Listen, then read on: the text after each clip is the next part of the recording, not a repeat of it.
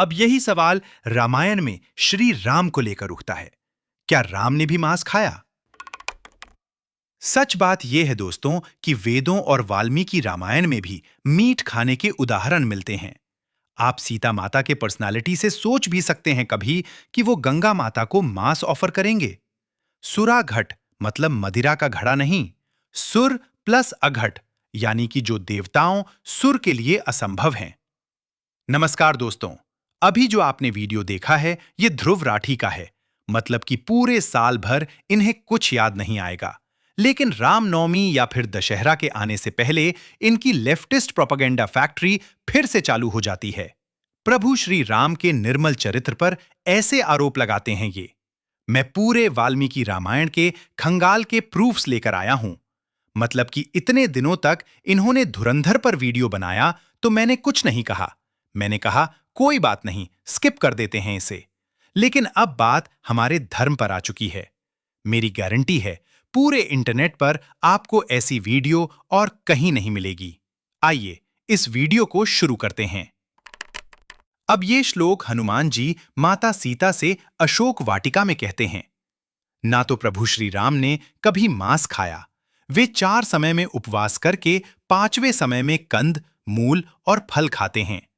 प्रभु श्री राम वनवास जाने से पहले माता कौशल्या से प्रतिज्ञा करते हैं कि मैं पूरे वनवास में एक मुनि की तरह कंद, मूल, फल और शहद खाकर ही अपना जीवन व्यापन करूंगा।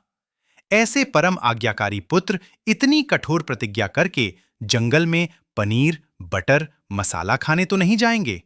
और इवन माता सीता भी प्रतिज्ञा लेती हैं कि मैं हमेशा कंद, मूल और फल ही खाऊंगी।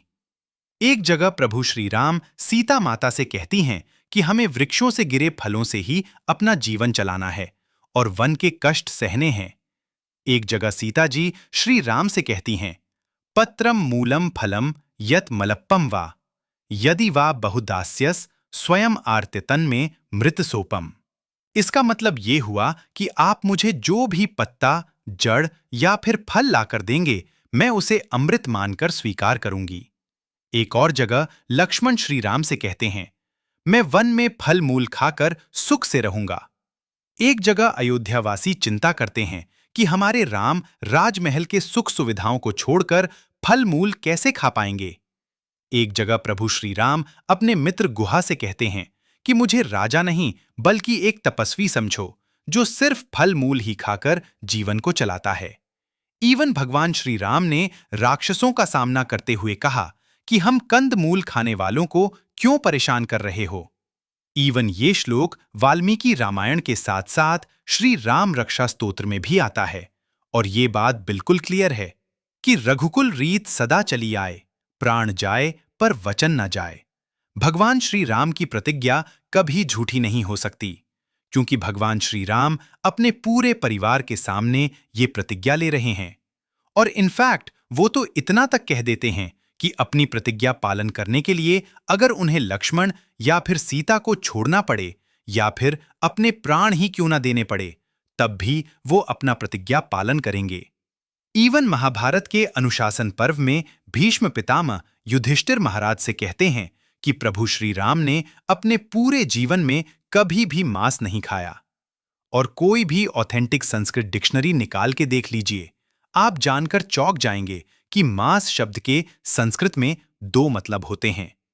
एक पशु, पक्षी या फिर मछली का मांस, और दूसरा मीनिंग फल का गूदा। उसे भी संस्कृत में मांस ही कहते हैं। और ये अज्ञानी अपना उल्लू सीधा करने के लिए वर्ड्स के 2-2 मीनिंग निकालकर अर्थ का अनर्थ कर देते हैं। सीता जी गंगा को मीट ऑफर कर रही हैं। ये वाल्मीकि रामायण का अयोध्या कांड अध्याय 52 श्लोक 89 है। सीता देवी रिवर गॉडेस गंगा को कसम देती हैं कि वे मांस, चावल और वाइन के 1000 मर्तबान ऑफर करेंगी। आप सीता माता के पर्सनालिटी से सोच भी सकते हैं कभी कि वो गंगा माता को मांस ऑफर करेंगे। सुरा घट मतलब मदिरा का घड़ा नहीं, सुर प्लस अघट यानी कि जो देवताओं सुर के लिए असंभव है।